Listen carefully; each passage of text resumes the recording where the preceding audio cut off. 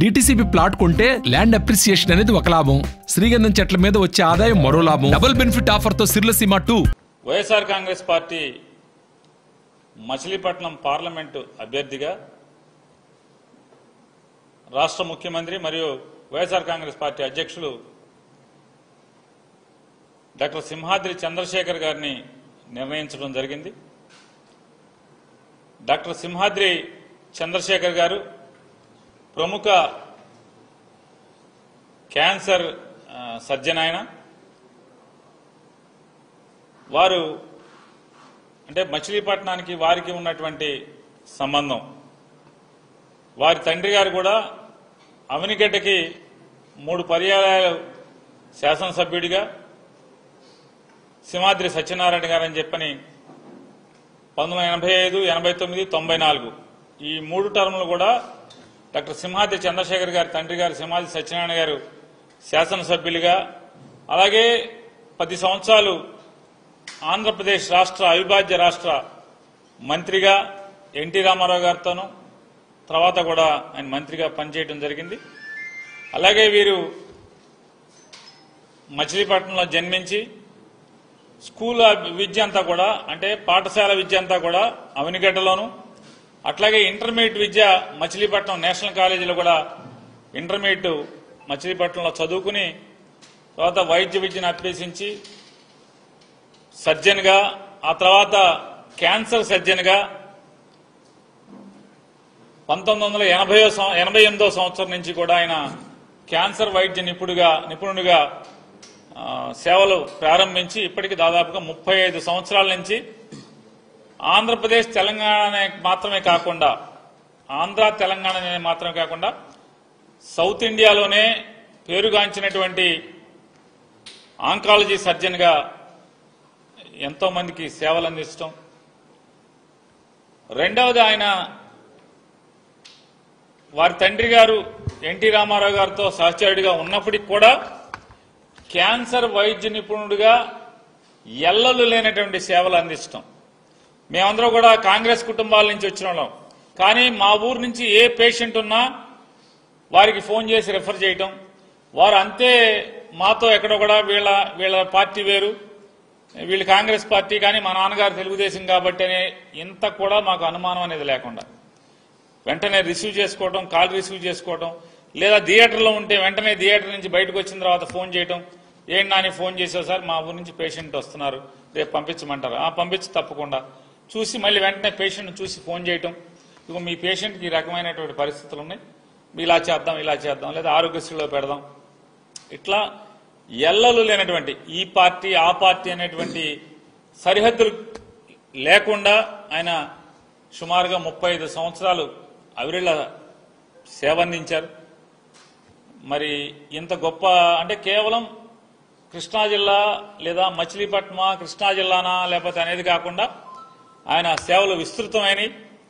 ఇంత ప్రముఖమైనటువంటి నేపథ్యం ఉన్నటువంటి ఒక గొప్ప డాక్టర్ మచిలీపట్నం పార్లమెంటు ప్రజలకి సేవ చేయటానికి అంటే ఇంత ఉన్నతమైన చదువులు చదువుకుని 35 ఏళ్ల పాటు ప్రజలకి వైద్య వృత్తి ద్వారా అనేకమైనటువంటి సేవలు అందించినటువంటి ఆయన వైఎస్ఆర్ కాంగ్రెస్ పార్టీ తరఫున పార్లమెంటు అభ్యర్థిగా పోటీ చేయటానికి ముందుకు వచ్చినందుకు మేమంతా కూడా ఆనందపడుతున్నాం.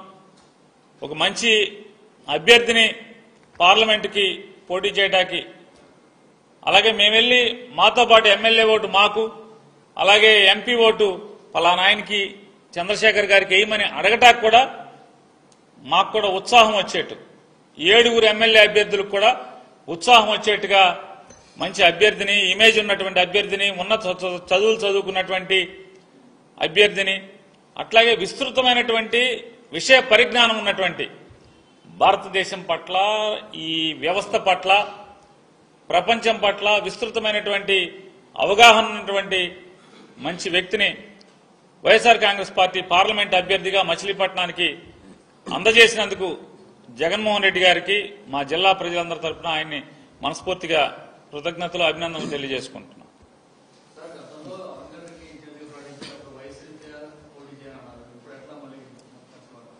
వయసు రీత్యా మీతో చెప్పారా? ఏమని?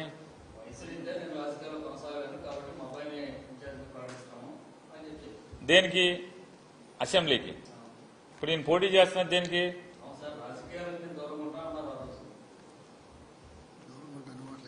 రాజకీయాలకు దూరంగా ఉంటాననేది మీరు ఊహించుకుంటే ఎవడేం చేయలేడు. ఆయన పార్లమెంట్కి ఈరోజు జగన్మోహన్ రెడ్డి గారు అలా కాదన్నా నీ సేవలు కావాలి ఈ రాష్ట్రానికి, ఈ నియోజకవర్గం ద్వారా ఈ రాష్ట్రానికి నీ సేవలు కావాలని చెప్పని జగన్మోహన్ రెడ్డి గారు వారిని కూర్చోబెట్టి మాట్లాడారు.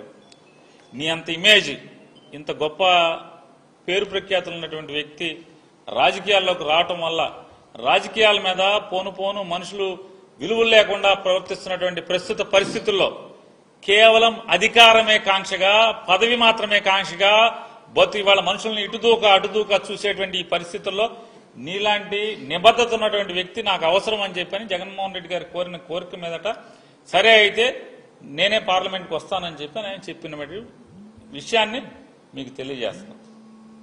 దానికి అంటే మీరందరూ ఎట్లా ఉందంటే మీ పరిస్థితులు ఎందుకు వచ్చారు, ఈయన ఇంత మంచి అభ్యర్థిని ఎందుకు పెట్టారన్నటువంటి మీరు బాధపడితే ఎట్లాగా, అవతల తరపున కూడా మీరే బాధపడితే ఎట్లాగా? నేను చెప్పాను, వారి నోటితో వారు మాట్లాడతారు. మీరు ఆ రోజున అసెంబ్లీ స్థానానికి అడిగినప్పుడు ఈ పార్టీ ఆదేశాల మేరకు నేను ఇలా పార్లమెంట్కి అయితే నువ్వు సరిపోతావన్నా అని అన్నారు. అందుకని అసెంబ్లీకి వదులుగాని పార్లమెంట్కి కంటెస్ట్ చేయమని సీఎం గారు చెప్పారు. దాని నుంచే కంటెస్ట్ చేస్తున్నాను.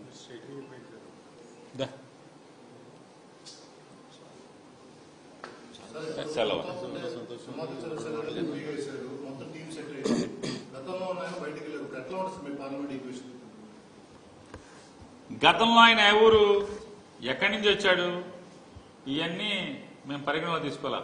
జగన్మోహన్ రెడ్డి గారు పెట్టాడు, జగన్ గారు ఇమేజ్ మీదే గెలిచారు. గతం ఎవరు, ఎక్కడి నుంచి వచ్చారు, మా ఊరు కాదా, ఏం చదువుకున్నారు, డాక్టర్ గారా, యాక్టర్ గారా అని మేమేం చూడాల. ఆ రోజు జగన్ గారు పంపించారు, జగన్ గారు బొమ్మ పెట్టాం, జగన్ గారు బొమ్మ పెట్టుకునే 7 ఎమ్మెల్యేలు పార్లమెంట్ సభ్యుడు గెలిచాం. కాబట్టి ఎవడి కర్మ ఆడు అనుభవిస్తాడు. ఇవాళ ఒక మంచి డాక్టర్ని జగన్మోహన్ రెడ్డి గారు పెట్టారు, ఆ డాక్టర్ గారిని తీసుకుని జగన్ గారు బొమ్మ పెట్టుకుని 7 అసెంబ్లీ ఎమ్మెల్యేలు అట్లాగే పార్లమెంట్ సభ్యుడు గెలిచి మళ్లీ వస్తాం.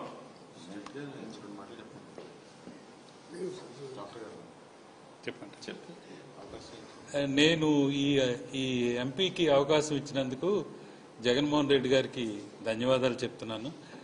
ఏంటంటే ఇంతకాలం చాలా కాలం నుంచి ఈ రాజకీయాలలో అలవాటు ఉంది, అంతేగాని ప్రత్యక్ష రాజకీయాలు ఎప్పుడు చేయలేదు నేను. తర్వాత ఏంటంటే ఇంతవరకు ఈ రోగులకు కానీ మా ఊరు ప్రజలకు కానీ సేవ చేయటమే.